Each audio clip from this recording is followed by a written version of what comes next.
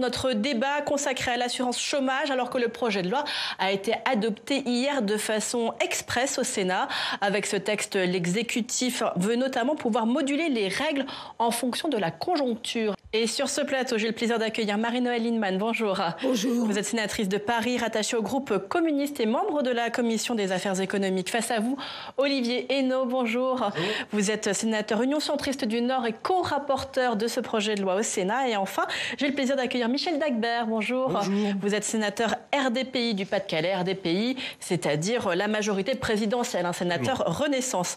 Un mot d'abord sur la rapidité avec laquelle s'est passé l'examen de ce texte. Une soirée au lieu de 3 jours ouverts. Olivier Henno, est-ce que ça veut dire que la droite et Renaissance travaillent main dans la main ? Ah non, pas du tout. D'abord, il y a eu moins d'amendements que ce qu'on pensait. Hein. C'est vrai. Il y avait eu aussi un travail en commission. On a répondu aux questions. Vous étiez plutôt en accord quand même sur la philosophie du texte entre les uns et les autres ? Je ne crois pas que le débat a été réellement celui-là. Bien sûr, nous, on avait voulu aller un peu plus loin sur un certain nombre de sujets. On les abordera ensuite. La question de la contracyclicité, on n'est pas contre. Hein, qu'on soit mieux protégé par grand vent, parce que ce n'est pas un nivellement par le bas.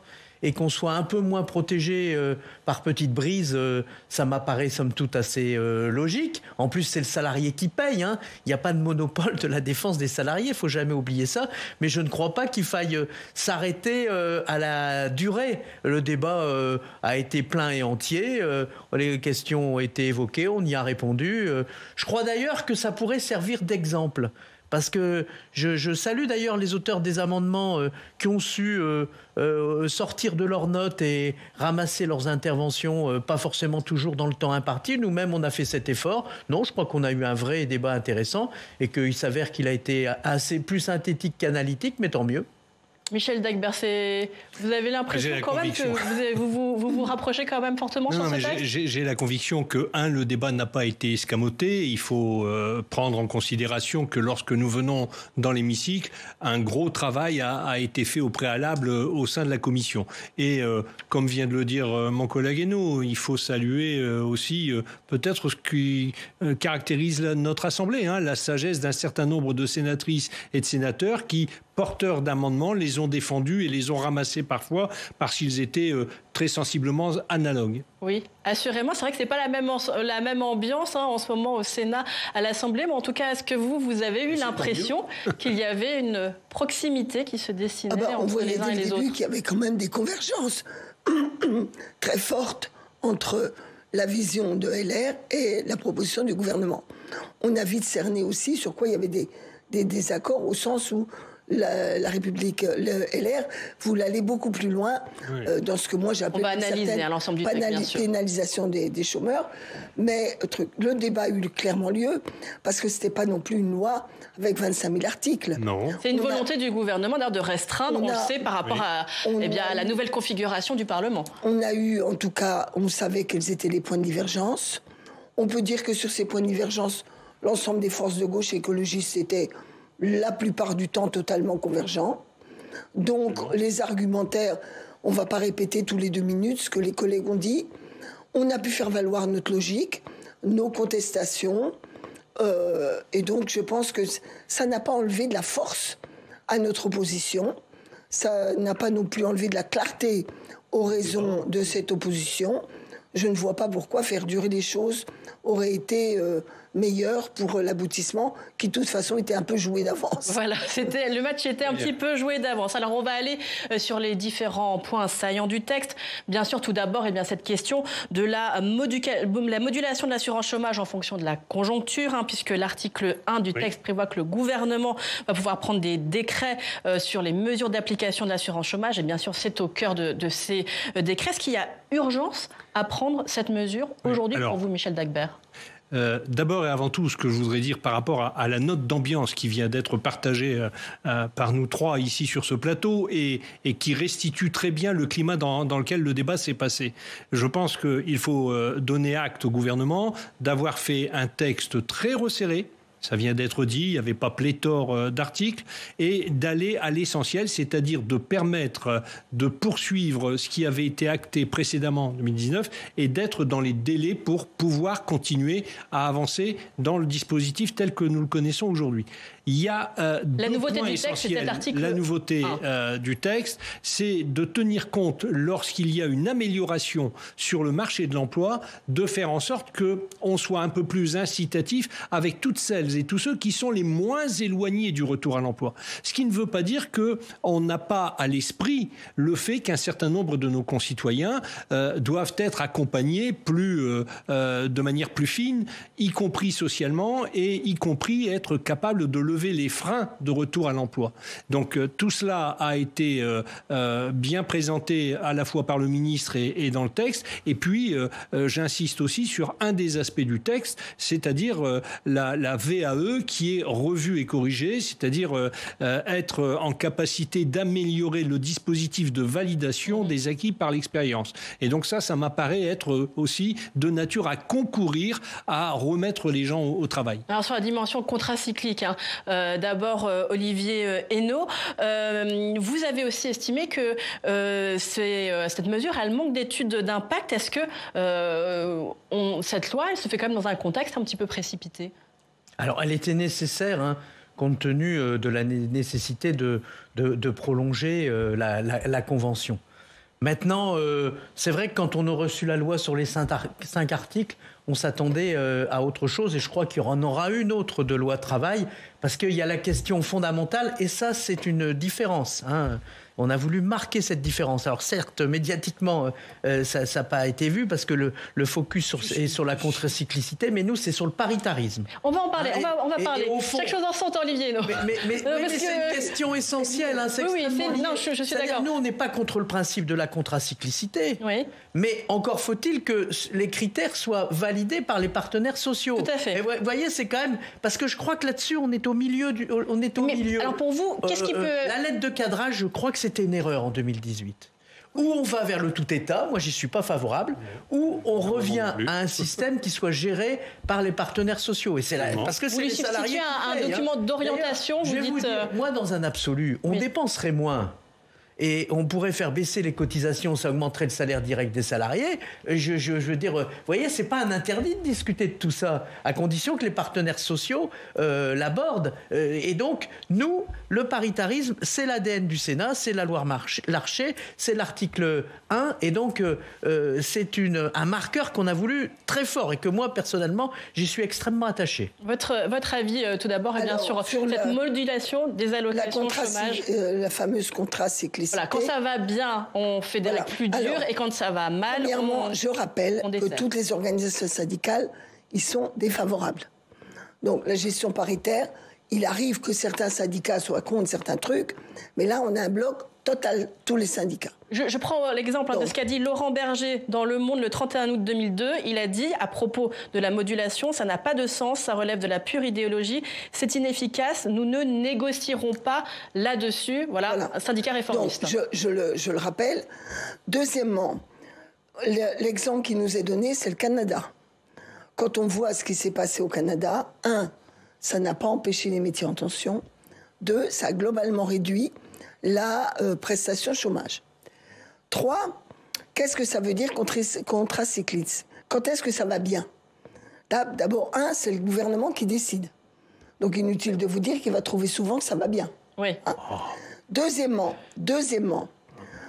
vous pouvez avoir globalement une amélioration de l'économie, du chômage. Mais dans certaines branches, une crise importante. Oui. Donc celui qui va être dans la branche là, on lui dira ça va mieux pour toi. Donc globalement, on va avoir moins d'indemnisation. Troisièmement, nous pensons que, et je vous donne un deuxième exemple pour dire que c'est quand même très subjectif que ça va bien. On voit aujourd'hui que les chiffres du chômage catégorie A, alors là cette année, là il a stagné, mais globalement sur quelques mois, on a eu une baisse. Mais pour une part très importante, cette baisse, elle est liée au changement de critères de ce qu'on appelle catégorie A et de ce qu'on n'appelle pas catégorie A. Donc vous voyez que derrière... Ce sont des chiffres en trompe-l'œil, ça que vous voulez dire, et que ces gens sont encore au chômage.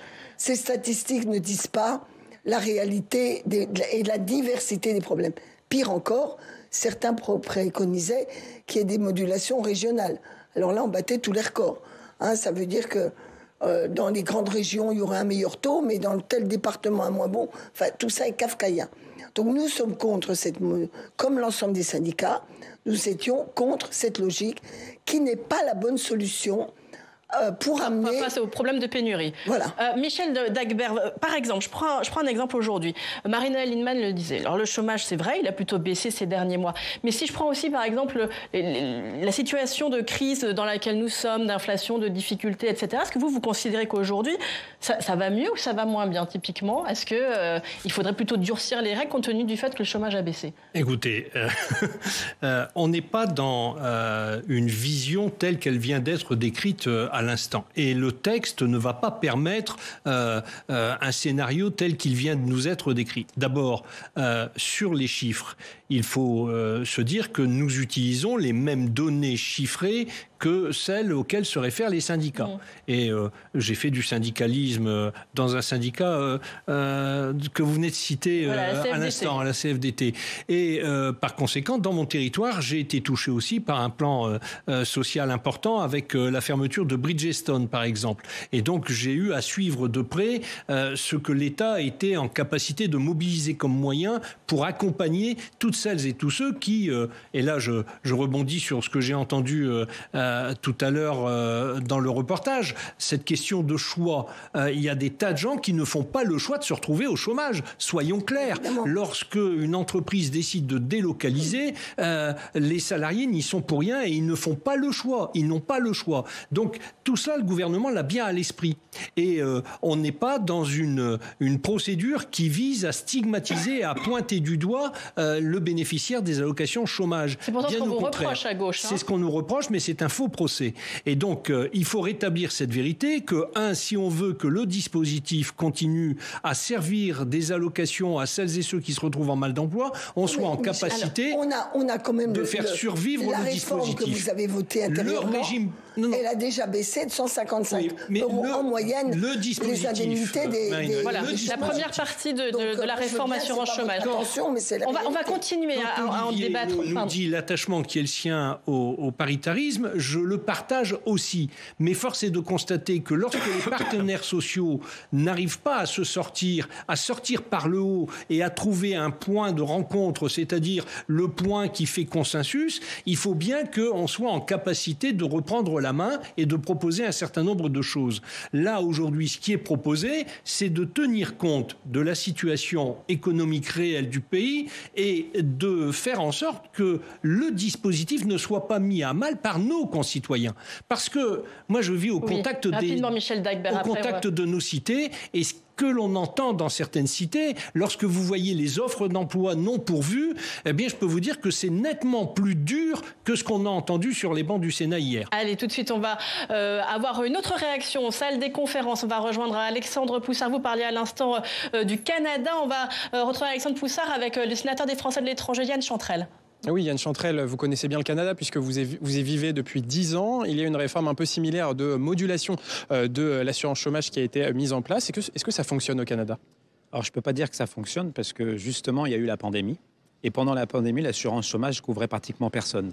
C'est-à-dire qu'il y a eu une mesure qui a dû être mise en place qui s'appelle la CPU, c'est une couverture universelle, parce que justement l'assurance chômage au Canada est très défaillante et précarise beaucoup les gens.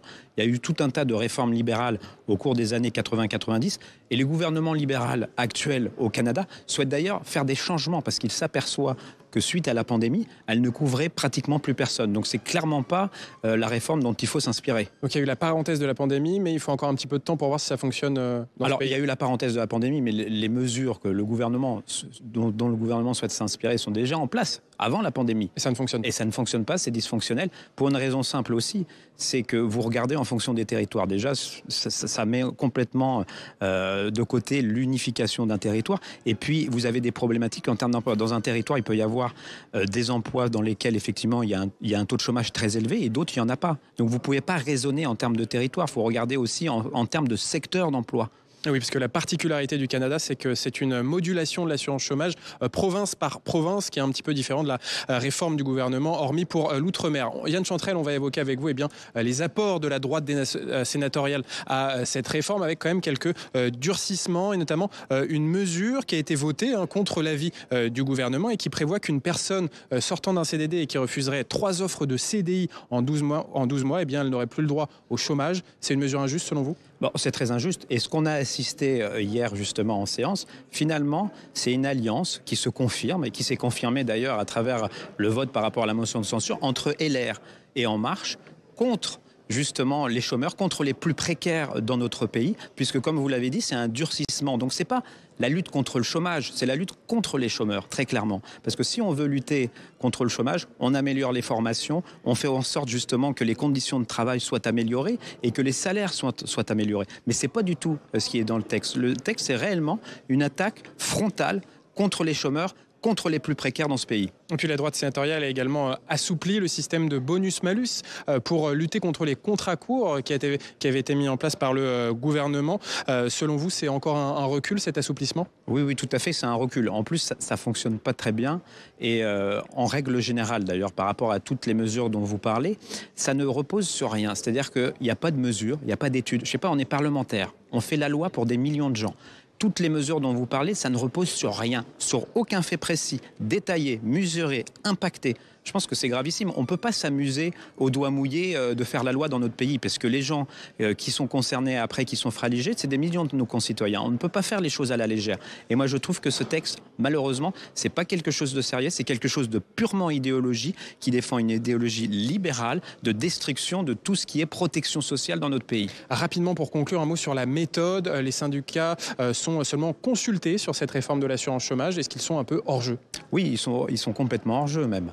Je pense que ce n'est pas des consultations qu'il faut, c'est des négociations, c'est échanger, c'est d'avoir un rapport équitable. On a détruit quelque part le paritarisme français. Et ça, c'est un vrai problème aussi. Il faut remettre les syndicats pleinement dans la consultation, dans la discussion et dans l'échange. Merci beaucoup, Yann Chantrel, pour votre réaction au micro de Public Sénat. Merci beaucoup à Alexandre Yann Chantrel, qui est sans surprise très sévère avec ce texte et notamment avec les changements qui ont été apportés par le Sénat. Le Sénat qui a notamment prévu qu'un chômeur ayant refusé 3 propositions de CDI à l'issue d'un CDD n'ait pas droit à l'assurance chômage.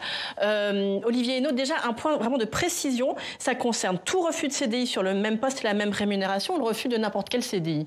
Ça concerne 3 refus de CDI, mais j'entendais ces propos un peu caricaturaux.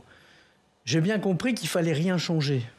Et puis on fait comme si cette assurance chômage, elle n'était pas payée par les salariés. Mais elle est payée par les salariés. Il faut quand même qu'il y ait aussi un principe de bonne gestion. L'argent, il ne tombe pas du ciel et on ne peut pas augmenter la dette publique, parce que augmenter la dette sur l'assurance chômage, c'est le transférer aux assurés de demain. Donc ça ne serait pas responsable. En réalité, on s'aperçoit quand même que, et là, ce n'est pas le doigt mouillé, qu'on a un chômage qui a beaucoup baissé dans notre pays et qu'il y a un certain nombre d'emplois qui ne sont pas pourvus. Alors c'est dans les services à la personne, c'est même dans des métiers quelquefois très techniques. Il y a des problèmes d'attractivité, des problèmes aussi de formation des gens. Il faut bien sûr la formation, c'est pas une pénalisation, c'est pas contre le salarié, il n'y a pas de monopole de défense du salarié. C'est l'idée qu'il faut absolument trouver les voies et moyens d'inciter les gens à travailler plus. Et regardez, les remontées mécaniques, par exemple.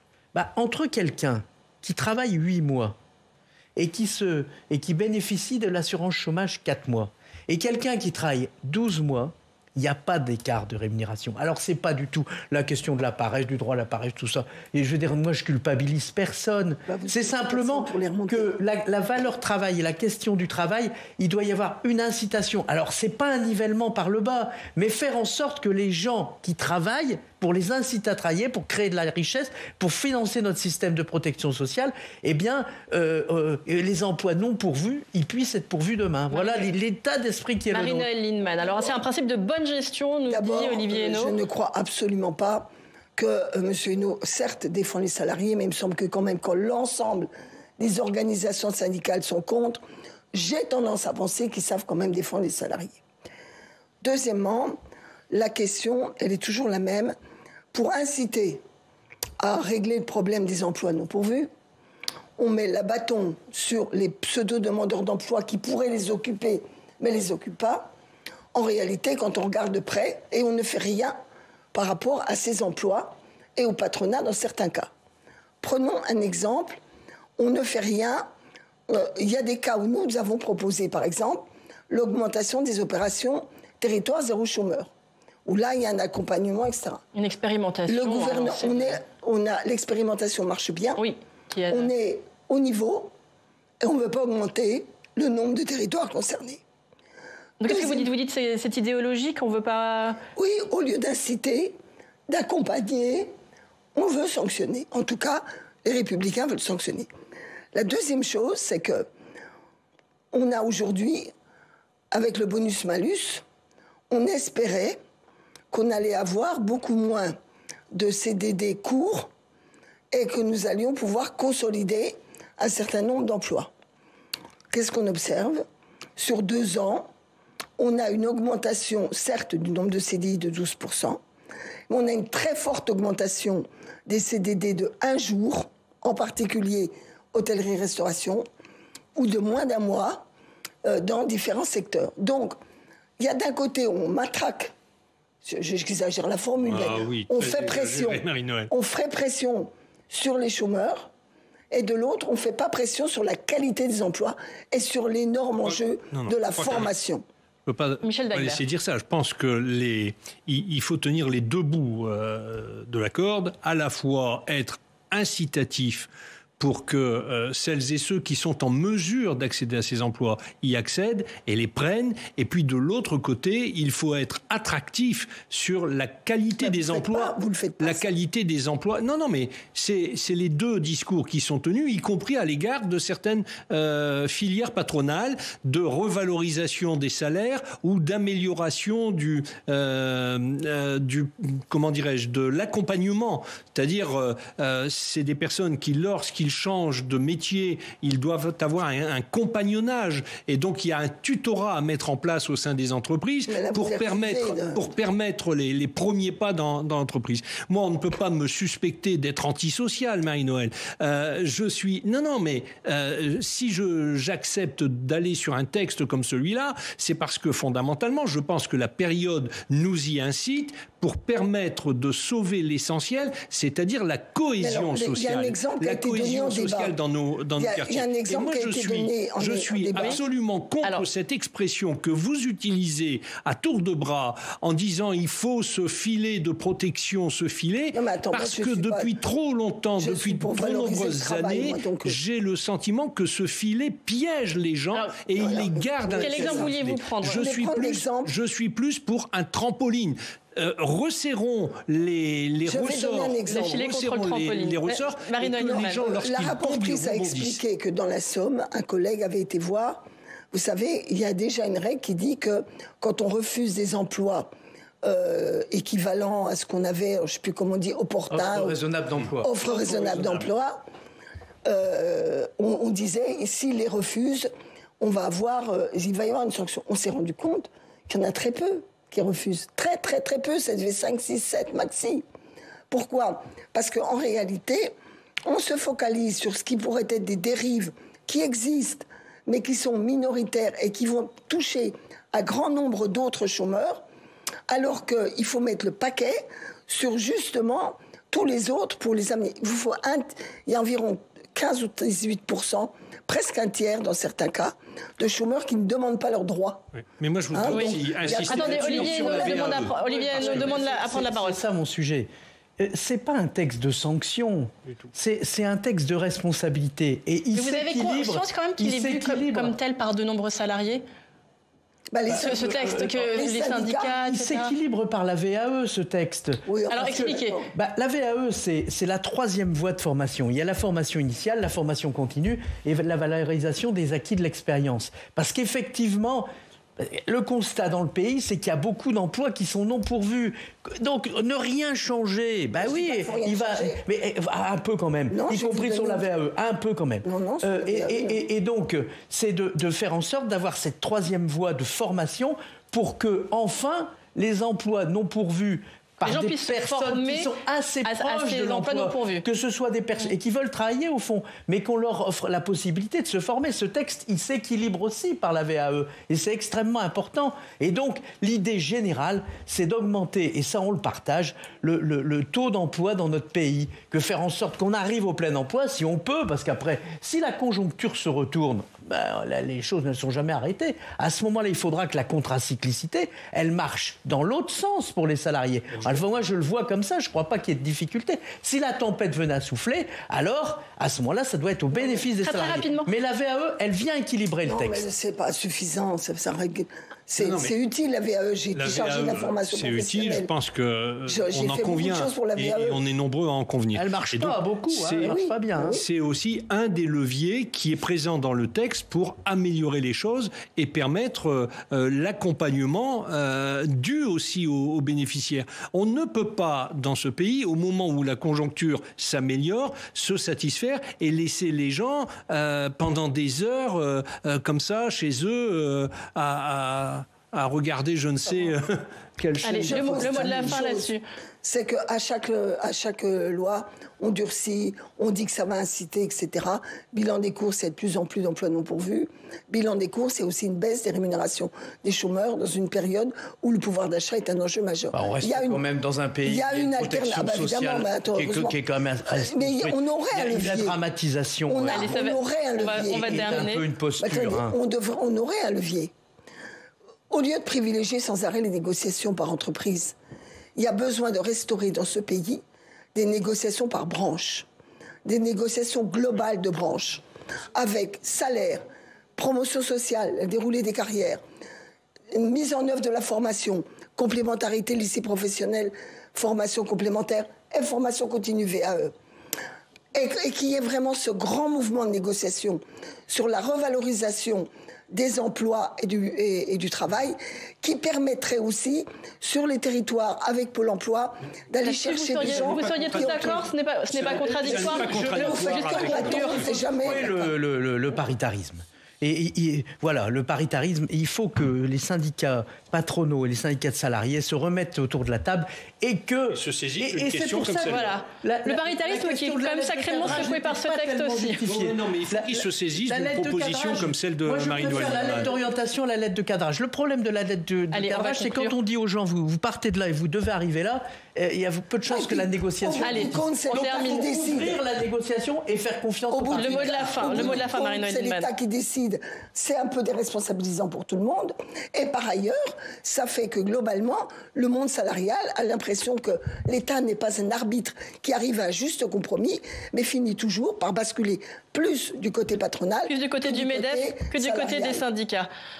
Merci beaucoup. On voit, le débat a eu beau être court hier. Il y a encore beaucoup de choses à dire autour de l'assurance chômage. Merci beaucoup à tous les trois d'avoir participé à ce débat.